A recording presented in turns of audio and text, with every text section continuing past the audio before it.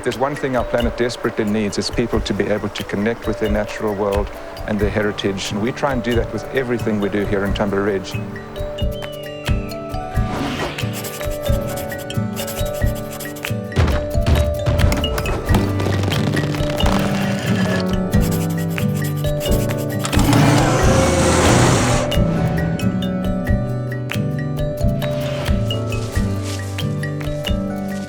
Tumbler Ridge is a beautiful, remote little community of just 3,000 people in northeastern British Columbia. It's British Columbia's youngest, therefore newest community. It was created out of nothing in the early 1980s entirely because of the metallurgical coal that occurs here. And we've been through huge ups and downs with coal mines coming and closing and coming and closing.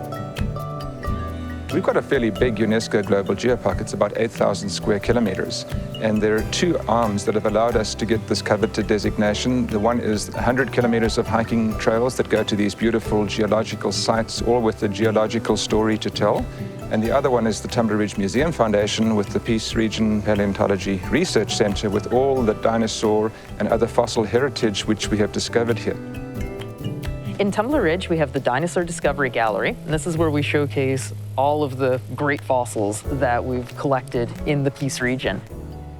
And we also have examples of Tumbler Ridge's favorite, the Ankylosaur, the armored dinosaur. We have several footprints of that out on display. And we also have on display a very small sample from our Tyrannosaur trackway.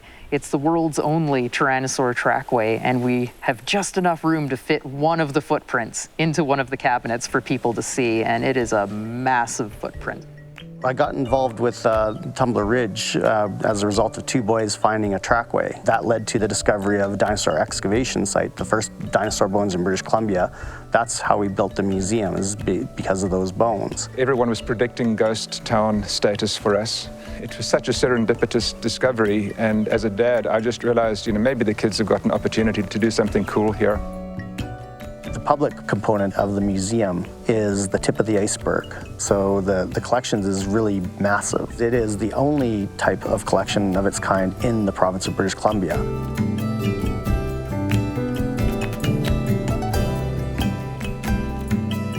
So where we're standing right now is the collections facility for the Peace Region Paleontology Research Center. So this is the fossil archives for the area. So all of the fossils that we go out into the field and we collect, we bring them back here and we clean them up, and then we do all of the studies on them, and this is where they get stored. I want people to look at paleontology and fossils specifically and not just say, oh, it's just some dusty old bone on a shelf. I want them to be in awe of this millions of years old specimen that they're looking at and go, wow, that is part of our past. This is part of my story. I want people to get more connected with paleontology. I think with paleontology in Tumbler Ridge, we have now reached a critical mass. In the early days, our future was not by any means secure, but I think our reputation has grown and spread to such a degree that we can now speculate, where are we going to be? We need to be internationally recognized. We've got a dinosaur bone bed, which we cannot excavate without funding. Currently, we know there are at least 4 dinosaurs there. We've got 6 thigh bones, but with some funding, there might be 100, 200, 300 dinosaurs right there. The only Tyrannosaur trackways in the world, they lead into a small cliff. With a backhoe and a bobcat, if you could get those there with funding, take off the overburden. Can you imagine Tyrannosaur trackways that just go on and on and on? What an international draw card that would be. I know that what we're doing here is not just provincially or nationally important, but it's internationally significant stuff, and heritage is critical. The track site that we're currently working on is near Hudson H Hope, just south of the Williston Reservoir. It was discovered in 2008 by a local person named Barry Moreau. As we rode by on the quad, we noticed this exposed slab of rock with strange depressions in it that seemed to be indicating a pattern of footsteps. When we jumped off the quad and walked over and looked is when we really discovered that, yes, they were dinosaur tracks. These footprints are 115 million years old, so we're dealing with early Cretaceous dinosaurs. We're in the beginning stages, but we've already found about 9 or 10 different track types. So we have the footprints of large, medium, small theropods. Those are the meat-eating dinosaurs. We have a few size ranges of plant-eating dinosaurs, the ornithopods. And we have at least one sauropod trackway. And we may have possibly traces of things like birds and maybe some other smaller animals like that. The plan this year is to excavate as much of the 6,000 square meter area as possible. The very first thing that we do is we have to clean off the site. We have to get all of the extra crud off of the surface. Step 2 is, once we've uncovered the surface, is to give it the big brush off. So we sweep all of the debris off of the surface so that we have a nice clean slate to work with. They all weren't on the surface at the same time. We can tell that because of the differences in preservation. So it wasn't one big dinosaur stampede, but just a fairly dense amount of trackways being built up, just a number of dinosaurs walking across, and then some more walking across a little later, and then some after that. Now that's the type of thing that we're gonna be looking at and seeing if we can determine what the sequence was, like which ones came first, which ones came second, which directions they were going in. Was a particular group of dinosaur, did they have a preferred sort of orientation? Were they heading somewhere specific, or is it all random?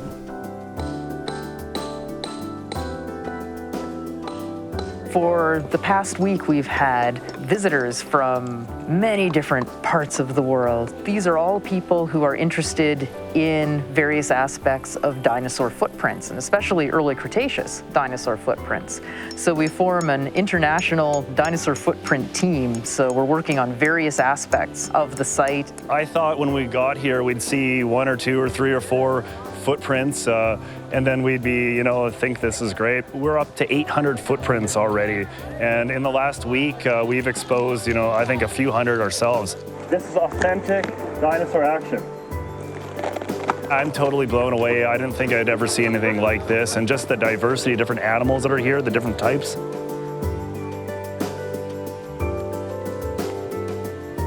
Hey guys, I got 2 ornithopods here that kind of turn in unison. Ooh. Somebody once said that fossil footprints are the nearest thing we have to movies of dinosaurs. And I like to tease my friends who study bones and say, you're studying death, destruction, decay, putrefaction. We're studying the living, dynamic, athletic animal. This one comes down here. I thought that was a theropod at first, but it's not. And then it's here, here, here. The three-dimensional data set that I'll produce from the work I do here at this track site can be thought of kind of as a base layer. And from that, we can look at which animal walked across the surface first. We can look at how the footprints are connected into trackways. From making those measurements, we can estimate how fast the animals were going. One of the standard things we say about footprints is that they represent the animals that actually came into this area. Sometimes if you find a dinosaur skeleton, it may have been washed hundreds of miles down a river, it may have been scavenged and transported around. You don't know how representative it is. On July 8th, we had an unveiling of the dinosaur track site, and this was to raise awareness of paleontology resources that are in the Peace region, and specifically this site. Thank you to everybody for coming, and we're going to be working on this site probably until mid to late August. So anybody that feels like coming out and just checking out the site or working with us, you're more than welcome. We have this wonderful opportunity not just for paleontology heritage protection, but also to combine that with tourism, because this is one of the few sites that people can actually visit that shows a whole lot of dinosaur footprints on one surface. We've had this area exposed. This was the area where the tracks were first found. And of course, we're saying that we want to expose all the way up to the trees. But when we bring people here, they're like, well, how do you know there's tracks up there? So we excavated a little area, and now we have the proof. So let's go take a look.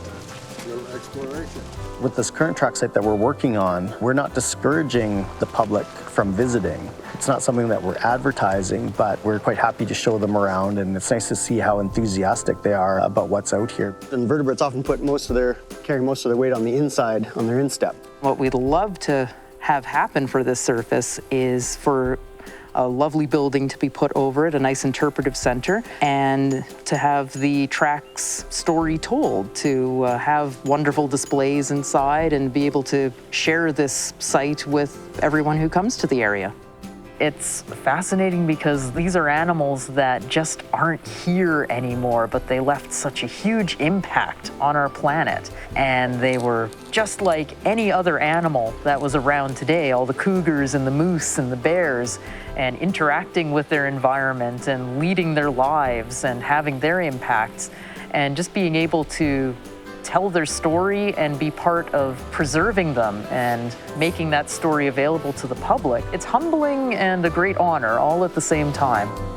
My hope for the future is that I'll get to see a number of museums in British Columbia built that have more of a paleontological focus, and that this interest in paleontology becomes ingrained in the society of all British Columbians, that there's an awareness that there isn't now.